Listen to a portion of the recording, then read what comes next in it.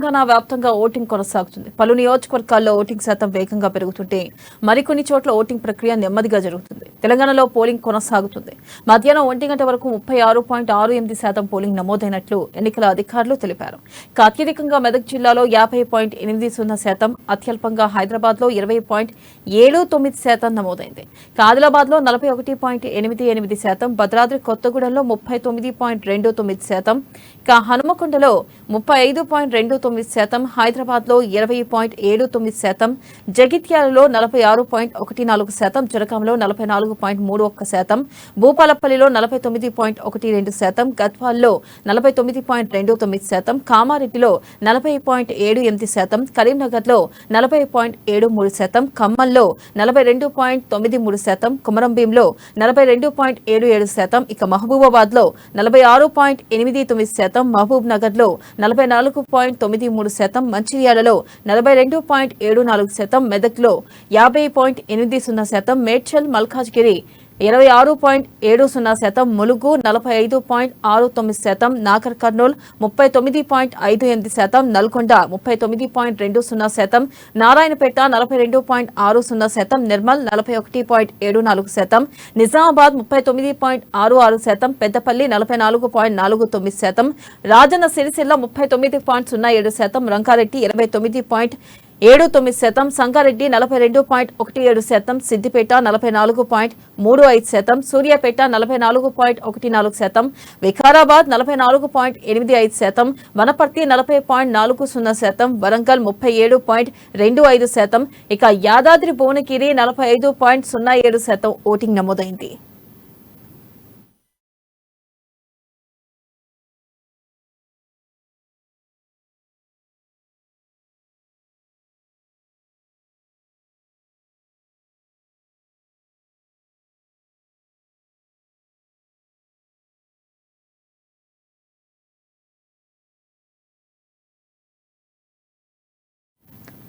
తెలంగాణ వ్యాప్తంగా ఓటింగ్ కొనసాగుతుంది. పలు నియోజకవర్గాల్లో ఓటింగ్ శాతం వేగంగా పెరుగుతుంటే మరికొన్ని చోట్ల ఓటింగ్ ప్రక్రియ నెమ్మదిగా జరుగుతుంది. తెలంగాణలో పోలింగ్ కొనసాగుతుంది. మధ్యాహ్నం 1 గంట వరకు 36.68% పోలింగ్ నమోదైనట్లు ఎన్నికల అధికారులు తెలిపారు.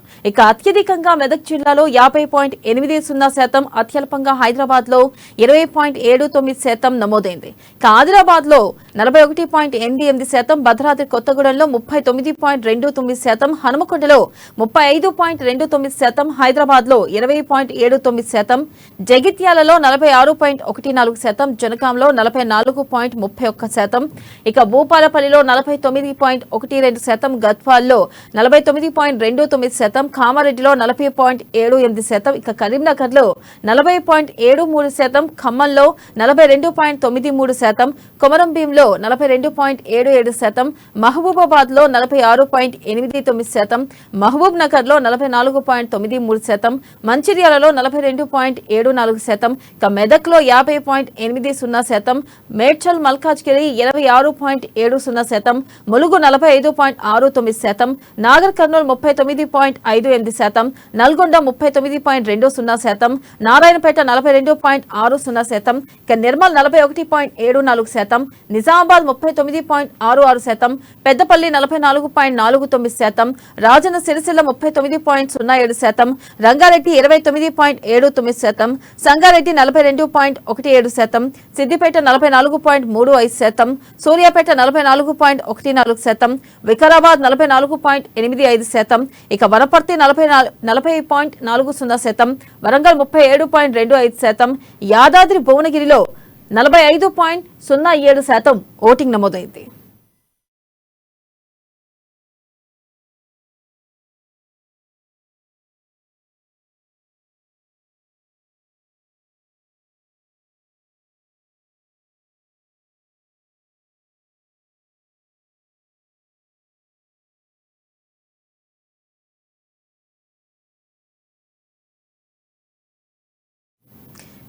తెలంగాణ వ్యాప్తంగా ఓటింగ్ ప్రక్రియ అయితే కొనసాగుతుంది. పలు నియోజకవర్గాల్లో ఓటింగ్ శాతం వేగంగా పెరుగుతుంటే మాత్రం మరికొన్ని చోట్ల ఓటింగ్ ప్రక్రియ నెమ్మదిగా జరుగుతుంది. ఇక తెలంగాణ పోలింగ్ గురించి పూర్తి సమాచారాన్ని మా ప్రతినిధి హరీష్ అందిస్తారు. హరీష్, చెప్పండి, ఇప్పటి వరకు 1 గంట వరకు చూసుకున్నట్టయితే 36.68% పోలింగ్ మాత్రమే నమోదైనట్లు ఎన్నికల అధికారులు తెలిపారు. అయితే ప్రస్తుతం ఇప్పుడు ఓటింగ్ ప్రక్రియ ఎలా కొనసాగుతుంది? తెలంగాణ వ్యాప్తంగా మరి ప్రజలు తరలి వస్తున్నారా? Thank you Priya. తెలంగాణలో పోలింగ్ సరస్సున్నది. మధ్యాహ్నం 1 గంట వరకు కూడా రాష్ట్ర వ్యాప్తంగా 36.68% పోలింగ్ నమోదైంది. దాంట్లో అత్యధికంగా మెదక్ జిల్లాకు సంబంధించి కూడా 50% మెదక్ జిల్లాలో పూర్తయిన నేపథ్యం కావచ్చు. అలాగే అత్యల్పంగా హైదరాబాద్లో కొనసాగుతున్నది. మిగతా జిల్లాలకు సంబంధించి కూడా అన్ని జిల్లాలకు సంబంధించి కూడా 50కి చేరువలో ఉన్న నేపథ్యంగా మధ్యాహ్నం తర్వాత కూడా పోలింగ్ బారులు తేరుతున్న నేపథ్యం కొన్ని పోలింగ్ చోట్ల కూడా కనిపించింది. ఉదయం కూడా 100 కోడిగా పోలింగ్ సరళి తర్వాత కూడా వేగంగా పుంజుకుంది. అంతా కూడా ఇప్పటికే పోలింగ్ స్టేషన్లకు వస్తున్న నేపథ్యం కావచ్చు. ప్రధానంగా హైదరాబాద్ నుంచి కూడా ఎప్పుడు మాదిరిగానే హైదరాబాద్ లో కొనసాగుతుంది. హైదరాబాద్ సంబంధించి ఇక్కడ అత్యల్పంగా గత ఎన్నికలు కావచ్చు, ఇప్పుడు జరుగుతున్న పోలింగ్ సరళిని బట్టి కూడా ఇప్పుడు కూడా అత్యల్పంగా పోలింగ్ సరళి కొనసాగుతున్న నేపథ్యం కావచ్చు. ఎందుకంటే హైదరాబాద్ కు సంబంధించి కూడా ఇక్కడ అంటే సెటిలర్స్ ఎక్కువ ఉంటారు. ఈ నేపథ్యంలో కూడా వాళ్ళకన్నీ ఇక్కడ ఓటు కలిగి ఉంటారు. ఇతర జిల్లాలకు సంబంధించి అక్కడ ఓటు కలిగి ఉన్న నేపథ్యం కావచ్చు. అంతా అంటే 4 రోజుల నుంచి కూడా సెలవులు వచ్చిన నేపథ్యంగా పూర్తిగా అన్ని ఇతర జిల్లాలకు సంబంధించిన వాళ్ళంతా కూడా ఆ జిల్లాలకు సొంత నియోజకవర్గాల్లో ఓటు వేసేందుకు వెళ్లారు. ప్రధానంగా ఇంకా ఏదైతే ఇక్కడ పూర్తిగా శాశ్వతంగా ఉండేవారు లోకల్ గా హైదరాబాద్ లో ఎవరైతే ఉన్నారో వాళ్ళంతా కూడా ఇళ్లకే పరిమితమైనట్టుగా తెలుస్తుంది. ప్రధాని ఇప్పటికే ఏదైతే ఈసీ కావచ్చు, మిగతా ఏదైనా పలు చోట్ల వాళ్ళకు ప్రచారాలు కల్పించారు, ఇంటింటికి చేరారు, ఓటు హక్కును వినియోగించుకోవాలని చెప్పడం జరిగింది. ప్రకటనలు కూడా ఇవ్వడం జరిగింది. ప్రధానంగా వాళ్ళకి సంబంధించిన అన్ని ఏర్పాట్లు కూడా కొనసాగిన నేపథ్యం కావచ్చు. హైదరాబాద్ లకు సంబంధించి ఓటింగ్ అంటే గతం మాదిరిగానే కొనసాగుతున్న నేపథ్యం కనిపిస్తుంది. పలు నియోజకవర్గాలకు సంబంధించి కూడా ఇప్పటికే ఏదైతే తక్కువ నాంపల్లికి సంబంధించి కూడా తక్కువ పోలింగ్ శాతం నమోదైంది. ప్రధానంగా మనం హైదరాబాద్ విషయానికి వస్తే హైదరాబాద్ సంబంధించి 1 గంటలకు ఈ రోజు మధ్యాహ్నం 1 గంటల అప్డేట్ ప్రకారం అయితే అంబర్పేటలో 24.06 పోలింగ్ శాతం కావచ్చు. అలాగే బహదూర్పురకు సంబంధించి కూడా 20.4% కావచ్చు. అలాగే చాంద్రాయన్ గుట్టకు సంబంధించి 16 పోలింగ్ శాతం కావచ్చు. అలాగే చార్మినార్ సంబంధించి కూడా 17.70%. అలాగే గోషమాల్ సంబంధించి 15.83% పోలింగ్ నమోదైంది. అలాగే జూబ్లీకి సంబంధించి కూడా 21% కావచ్చు. అలాగే కార్వాన్ సంబంధించి 25% పోలింగ్ నమోదైంది. ఖైరతాబాద్ సంబంధించి 26.10% పోలింగ్ నమోదైంది. మలక్పేట సంబంధించి కూడా 18.36 పోలింగ్ శాతం నమోదైంది. ముషీరాబాద్ సంబంధించి 17% పోలింగ్ నమోదైంది. సనత్ నగర్ సంబంధించి 27.59% పోలింగ్ నమోదైంది. సికింద్రాబాద్ సంబంధించి కూడా 26% పోలింగ్ అయింది. కంటోన్మెంట్ సంబంధించి సికింద్రాబాద్ కంటోన్మెంట్ సంబంధించి 27.70% కావచ్చు. యాకుత్పుర సంబంధించి 12.4% అయింది. మొత్తంగా హైదరాబాద్ సంబంధించి నాంపల్లిలో అత్యల్పంగా పోలింగ్ సరళి కొనసాగుతుంది. ఇప్పటికీ ఉదయం ఏదైతే 11 గంటల వరకు కూడా 5% ఉన్న నాంపల్లిలో ఇప్పుడు 17% కూడా పెరుగుతూ వస్తుంది. మొత్తంగా హైదరాబాద్ సంబంధించి కూడా ఇంకా ఓటర్లు ఇళ్లకే పరిమిత అయ్యారు. అంతా కొంతమంది కూడా ఇప్పటికే ఇతర ప్రాంతాలకు వెళ్ళారు. ఇంకా లోకల్ వాళ్ళంతా కూడా లీవ్ ఏదైతే 4 రోజుల పాటు లీవ్స్ వచ్చిన వాళ్ళు అకేషన్స్ కూడా ఏర్పాటు చేసుకోవడం జరిగింది. అక్కడ కూడా వెళ్తున్నారు. ఓటర్లను ఎంత ప్రభావితం చేసినా కూడా హైదరాబాద్ వాసులు అయితే ఇళ్లకు పరిమితమైనట్టుగా తెలుస్తుంది. మిగతా జిల్లాలకు సంబంధించి కొనసాగుతున్న క్రమం కావచ్చు. ఇంకా పలు జిల్లాల్లో కూడా బారులు తేరుతున్న నేపథ్యం కనిపిస్తుంది. ఇక హైదరాబాద్ తో పోలిసి ఇతర నియోజకవర్గాల్లో ఇంకా ఇప్పటికే అయితే 4 గంటలే ఉన్న తరుణంలో కూడా అంతా కూడా పోలింగ్ కేంద్రాలు తరలి వెళ్తున్నారు. ఇక ఏదైతే హైదరాబాద్ సంబంధించి కూడా ఇక్కడ ఇబ్రాహీంపట్నం కావచ్చు, అలాగే మణికొండలో కాంగ్రెస్ బీఆర్ఎస్ నేతల మధ్య ఏదైతే ఘర్షణ వాతావరణం చోటు చేసుకుంది. అక్కడ కార్యకర్తలను కూడా పోలీసులు కూడా అక్కడి నుంచి తరలించిన పరిస్థితి ఏర్పడింది. మొత్తంగా హైదరాబాద్ సంబంధించి కూడా పకడ్బందీగా భద్రతా ఏర్పాట్ల నడుమ కూడా పోలింగ్ సరళి సజావుగా కొనసాగుతుంది. సున్నితమైన ప్రాంతాల్లో ఇంకా పోలీసు భద్రత పెంపు జరిగింది. మొత్తంగా ఈ రోజు 5 గంటల వరకు కూడా హైదరాబాద్ సంబంధించి పోలింగ్ సరళి కొనసాగుతున్న నేపథ్యంలో గతంలో కంటే తక్కువ నమోదవుతుందా? ఏదైతే ఇప్పుడు మోటివేషన్ కలిగించారు, ప్రచారాలు చేశారు, ఈసీ తరఫున కూడా ఇంటింటికి డోర్ టు డోర్ ప్రచారం చేసిన నేపథ్యంలో హైదరాబాద్ వాసుల్లో ఏమైనా మార్పు కనిపిస్తుంది అనేది 5 గంటల వరకు వేచి చూస్తే తెలుస్తుంది. అయితే అయితే హరీష్, ముఖ్యంగా సమస్యాత్మక ప్రాంతాల్లో పోలింగ్ ఎలా కొనసాగుతుంది? అక్కడ భద్రతాపరమైన ఏర్పాట్లు ఎటువంటివి తీసుకున్నారు? ఖచ్చితంగా హైదరాబాద్ సంబంధించి కూడా 666 పోలింగ్ సంబంధించి సమస్యాత్మక పోలింగ్ స్టేషన్స్ గా గుర్తించడం జరిగింది. ప్రధానంగా అక్కడ కట్టుదిట్టమైన భద్రత అవుతుంది. పోలీసుల భద్రతతో పాటు ఇక్కడ ప్లే టౌన్స్ కావచ్చు, అలాగే ఆ ఏదైతే నిఘా వర్గాలు మఫ్టీలో ఉన్న నిఘా వర్గాలు కావచ్చు, ఇతర సీసీ కెమెరాల పర్యవేక్షణ కావచ్చు, ఇంకా సీసీకి అంటే కమాండ్ కంట్రోల్ కు అటాచ్ చేస్తూ కూడా సీసీ కెమెరాలు బిగించడం జరిగింది. ఏదైతే ఆ సమస్యాత్మక పోలింగ్ కేంద్రాల్లో ఇప్పటికే అక్కడ అన్ని పార్టీలకు సంబంధించిన కార్యకర్తలు కావచ్చు, నేతల్ని కొంతవరకే అలౌ చేస్తున్న పరిస్థితి ఉంది. ఎట్టి పరిస్థితుల్లో కూడా సజావుగా సున్నితంగా జరిగే ప్రాంతాల్లో కావచ్చు, ఇలాంటి ప్రాంతాల్లో ఏదైతే కూల్ గా ఏదైతే పోలింగ్ సరళి జరగాలనే ఉద్దేశంతో నిన్న రాత్రి నుంచి కూడా భారీ భద్రత నడుమ కొనసాగుతున్న నేపథ్యం కావచ్చు.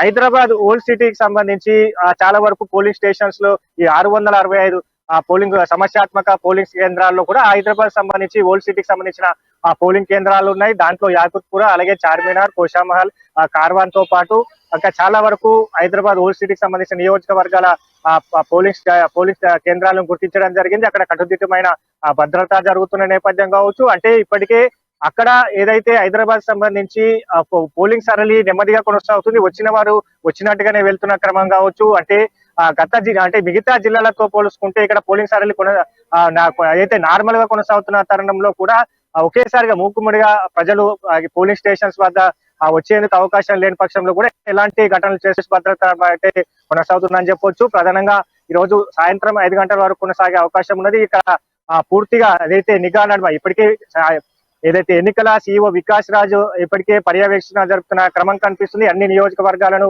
ఆయన దగ్గరుండి చూస్తున్న నేపథ్యం కావచ్చు. ఇక్కడ హైదరాబాద్ సిపి కావచ్చు, డీసీపీ, ఏసీపీలు ప్రతి పోలింగ్ స్టేషన్ లో కూడా నిఘా ఏర్పాటు చేశారు. ఏదైతే సమస్యాత్మక పోలింగ్ కేంద్రాలకు వెళ్తున్న క్రమం కనిపిస్తుంది. ముందస్తుగా ఆ నియోజకవర్గాలకు సంబంధించిన కూడా రౌడీ షీటర్స్ ఎవరైతే ఉన్నారో వాళ్ళని ముందస్తుగా గుర్తించడం జరిగింది. వాళ్ళ పట్ల కూడా పర్యవేక్షణ కొనసాగుతున్న క్రమం కనిపిస్తుంది. కాబట్టి పూర్తిగా ఏదైతే నార్మల్ గా అంటే 5 గంటల వరకు కూడా సున్నితమైన ప్రాంతాల్లో కూడా కట్టుదిట్టమైన నిఘా భద్రతల పోలింగ్ కొనసాగే అవకాశం అయితే ఉంది ప్రియా. అయితే హరీష్, ప్రధానంగా చూసుకున్నట్టయితే ఓట్లు ఏదైతే పోలింగ్ లో ప్రక్రియలో భాగంగా చూసుకున్నట్టయితే ఓట్లు మిస్ అవ్వడం కానీ, లేకపోతే ఫేక్ ఓట్లు వేయడం కానీ ఇటువంటి సమస్యలు ఏమైనా తలెత్తాయా? ఇటువంటి సమస్యలు ఏమైనా ఎన్నికల అధికారులు ఏమైనా గుర్తించారా? ఖచ్చితంగా హైదరాబాద్ సంబంధించి కూడా నాంపల్లిలో ఇప్పటికే కొత్త ఓటర్లు ఏదైతే పెద్ద ఎత్తున దరఖాస్తు చేసుకోవడం జరిగింది. ఇవన్నిటి కూడా బోగస్ అని కొన్ని ఇప్పటికే తేల్చేస్తున్న క్రమం కావచ్చు. నాంపల్లికి సంబంధించి కూడా ఒక వ్యక్తి సంబంధించి కూడా బోగస్ ఓటు కలిగి ఉన్నట్టుగా కూడా గుర్తించడం జరిగింది. మిగతా పోలింగ్ స్టేషన్ కి సంబంధించి కూడా ఇలాంటి ఓటర్లు ఎంతమంది కలిగి ఉన్నారని పైన కూడా పూర్తిగా ఎన్నికల సిఇఓ ఫోకస్ చేసిన నేపథ్యం కావచ్చు. ఎన్నికల అధికారులు దానిపైన కూడా ఫోకస్ చేశారు. ఇంకా హైదరాబాద్ సంబంధించి ఎన్ని బోగస్ ఓట్లు కలిగి ఉన్నారని పైన కూడా పూర్తిగా పర్యవేక్షణ చేస్తున్న క్రమం కావచ్చు. ఇప్పటికే ఏదైతే కవిత ఏదైతే ఉద్దేశించి ఆమె పోలింగ్ స్టేషన్ నుంచి బయటకు వచ్చిన తర్వాత వ్యాఖ్యలు చేశారో కవిత పైన కూడా చర్యలు తీసుకున్నట్టుగా కూడా వికాస్ రాజ్ తెలపడం జరిగింది. ప్రధానంగా బోగస్ ఓట్లు కావచ్చు, ఇంకా ఏదైతే ఓట్లు వేసే క్రమంలో కూడా ఇతర చోట్ల కాకుండా మరో చోటు ఓటు వేసే క్రమం కనిపిస్తుంది. కాబట్టి పాత బస్తీలో గతంలో కూడా పునరావృతం అయ్యేది. నాంపల్లికి సంబంధించి కూడా 1,60,000 బోగస్ ఓట్లు ఉండేవి. దాన్ని 1,00,000 ఓట్లు ఈసారి తొలగించడం జరిగింది. మిగతా 60,000కి సంబంధించి కూడా పూర్తిగా నిఘా పెట్టామన్నట్టుగా కూడా ఇప్పటికే ఈసీ తెలుపుతున్న పరిస్థితి అయితే కనిపిస్తుంది. కాబట్టి ఇంకా పెద్ద స్థాయిలో నాంపల్లి కావచ్చు, ఓల్డ్ సిటీకి సంబంధించిన కూడా బోగస్ ఓట్లు కలిగి ఉండే అవకాశం ఉన్నది. కాబట్టి అక్కడ కట్టుదిట్టమైన పర్యవేక్షణ కూడా పోలింగ్ కొనసాగుతున్నది. అంటే ఇలాంటి ఏదైతే ఇప్పుడే నాంపల్లికి సంబంధించి కూడా ఇప్పుడు యువ ఓటర్లు దాదాపుగా రాష్ట్ర వ్యాప్తంగా కూడా 9 లక్షలకు పైగా యువ ఓటర్లు ఉన్నారు. కొత్తగా గుర్తింపు కట్టిన ఓటర్లు కావచ్చు, వాళ్ళంతా కూడా దాంట్లో బోగస్ ఓట్లు కలిగి ఉన్నట్టుగా ఇప్పటికే ఈసీకి నేపథ్యంలో కూడా దానిపైన ఫోకస్ చేసింది. హైదరాబాద్ లో ఎంతమంది బోగస్ ఓట్లు కలిగి ఉన్న పైన ప్రతి పోలింగ్ కేంద్రాల్లో కూడా అధికారులను అలర్ట్ చేసిన పరిస్థితి అయితే ఉంది. వాళ్ళు అందరినీ శుభ్రంగా ఏదైతే పరిశీలించిన తర్వాతనే పోలింగ్ స్టేషన్ లో ఓటు వేసేందుకు కూడా అనుమతి ఇచ్చే అవకాశాలు కనిపిస్తుంది. దీనిపైన కూడా ఇప్పటికే ఈసీ వాళ్ళకు ఏదైతే గైడ్ లైన్స్ కూడా ఇవ్వడం జరిగింది. ఎవరు అయితే పోలింగ్ స్టేషన్ కి వస్తారో వాళ్ళు గుర్తింపు కార్డు తీసుకురావాలి. ఆ వ్యక్తిని పరిశీలించిన తర్వాతే పోలింగ్ స్టేషన్లకు అనుమతి ఇవ్వాలని చెప్పిన నేపథ్యంలో ఇలాంటి బోగస్ ఓటర్లు ఎన్ని కలిగి ఉన్న పైన కూడా ఈ రోజు సాయంత్రానికి ఏదైతే సాయంత్రం ప్రెస్ మీట్ లో కూడా పెట్టే ప్రెస్ మీట్ లో చెప్పే ఉంది Priya. Right Harish, thank you.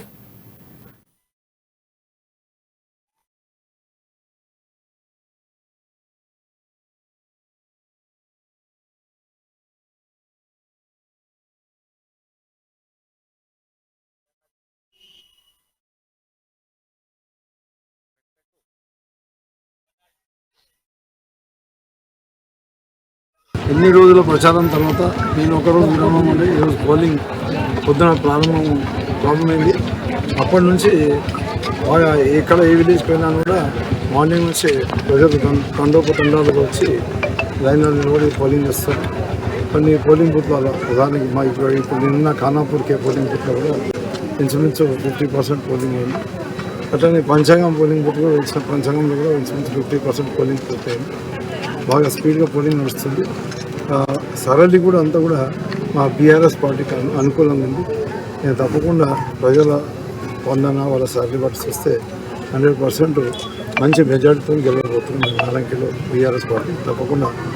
యావత్ తెలంగాణలో ప్రజలందరూ కూడా కాంగ్రెస్ పార్టీని పట్టం కట్టాలి, ప్రజల యొక్క సంక్షేమం కావాలి అంటే కాంగ్రెస్ పట్టం కట్టాలని చెప్పి ప్రజలందరూ కూడా కాంగ్రెస్ పార్టీకి ఈరోజు ఉదయం 7 గంటల నుండి జరిగే ఎలక్షన్లలో అందరూ కూడా చురుకుగా పాల్గొని కాంగ్రెస్ పార్టీకి సంపూర్ణమైనటువంటి మద్దతు తెలుపుతూ ప్రజలందరూ కూడా క్యూ లైన్లలో నిలబడి కాంగ్రెస్ పార్టీని మహాద్భుతంగా ఆదరిస్తున్న సందర్భంగా మరి రేపు వచ్చే ఈ ఎలక్షన్లలో 3వ తారీఖు నాడు గెలిచే దాంట్లో కాంగ్రెస్ పార్టీ అధికారం రావడం ఖాయం. వచ్చిన తర్వాత ఇచ్చిన గ్యారంటీలు ఏవైతే ఉన్నాయో 6 గ్యారంటీలు సంపూర్ణంగా ప్రజలకు సేవ చేసే కార్యక్రమాలు, అదేవిధంగా మన మేనిఫెస్టో ఉంది. మేనిఫెస్టోను కూడా చూసా తప్పకుండా మరి ఇంప్లిమెంట్ చేసి ప్రజలందరికీ కూడా మేలు జరిగే కార్యక్రమాలు ఉంటాయి.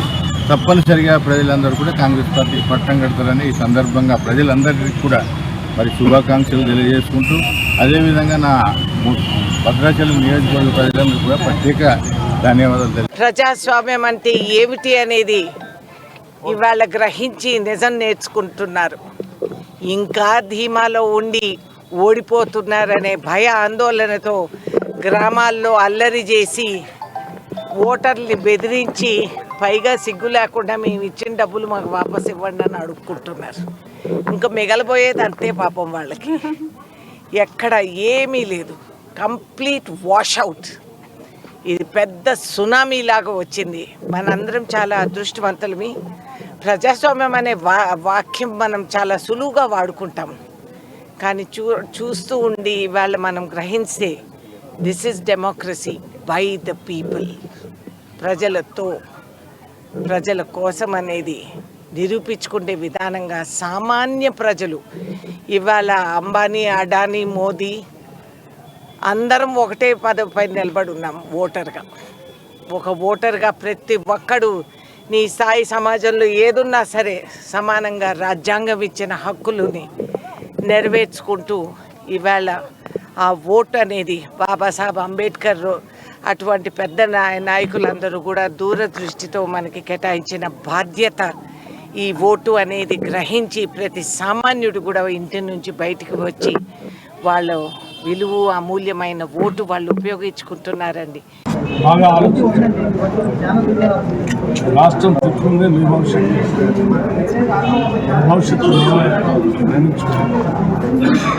బలైన వర్గాలు కూడా పిలిపిస్తాం.